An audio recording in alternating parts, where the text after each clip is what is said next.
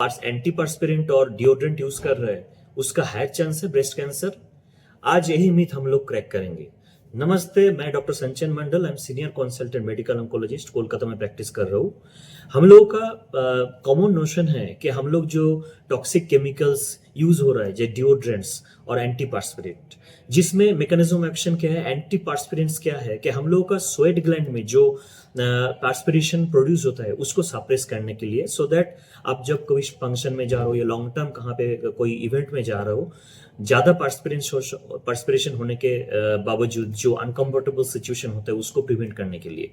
और डिओड्रेंट होता है कि हम लोग का जब बॉडी ओडर प्रोड्यूस होता है उसको सप्रेस करने के लिए डिओड्रेंट होता है। अभी जान लेते हैं कि ये एंटीपर्स्पिरेंट एंड डिओड्रेंट्स, इन दोनों के बीच में एक कुछ केमिकल्स है जो है एल्यूमिनियम एंड पैराबेंस। अभी कुछ कुछ स्टडीज में नोटिस किया गया है कि पैराबेंस एंड एल्यूमिनियम जो केमिकल्स है उसका माइल्ड ईस्ट्रोजेनिक एक्टिविटी है। और ये सब लोग जानते हैं कि breast cancer develop from the hormonal stimulation. Most common is the oestrogenic stimulation. So oestrogenic stimulation higher जहां पे हो रहा है उसमें ब्रेस्ट कैंसर और ट्यूमर ग्रो करने का चांस मैक्सिमम है। तो ये कॉमन क्वेश्चन आ सकता है जो फीमेल्स और लेडीज यूज कर रहे हैं रेगुलरली के एंटीपर्स्पिरेंट या डिओड्रेंट्स जो यूज कर रहे हैं उसके लिए कि ब्रेस्ट कैंसर हो सकता है। इसके लिए हम लोग के पास लॉन्ग टर्म डाटा है starting from 2002, 2008, 2006 and many mores, and we have meta analysis data and some Chinese studies भी है जिसमें ये डायरेक्ट कंपैरिजन किया है with long term observation of the patient, those who are using antiperspirant and deodorants बहुत दिन से use कर रहा है।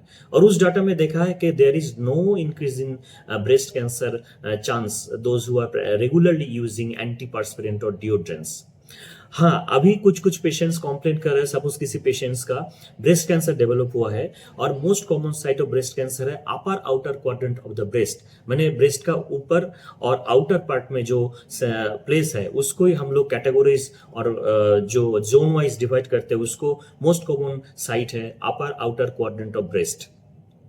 अभी कुछ फीमेल्स के मन में ये शक हो सकता है कि हम लोग जो आर्मपिट में रेगुलर यूज कर रहे हैं इसके लिए कि आर्मपिट के पास हम लोगों का जो ब्रेस्ट लंप हुआ है, बट ये गलत है।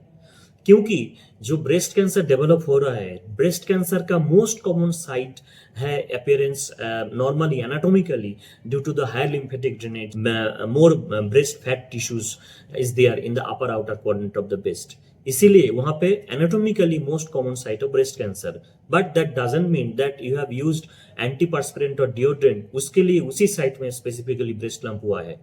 तो इसीलिए ये मिथ हम लोग आज क्रैक कर लिया कि एंटीपर्स्पिरेंट और डिओड्रेंट हम लोग जो यूज कर रहे हैं फीमेल्स उसके लिए higher chance of breast cancer नहीं होता है। हालांकि एल्यूमिनियम और पैराबेंस में माइल्ड ईस्ट्रोजेनिक इफेक्ट देखा गया है, बट स्टडीज में देखा गया है they are not so much influential to cause the breast cancer. आज के लिए यही। नमस्ते। मेरा जो वीडियो अगर अच्छा लगा तो लाइक कीजिए, सब्सक्राइब कीजिए to increase the cancer awareness programme. Thank you.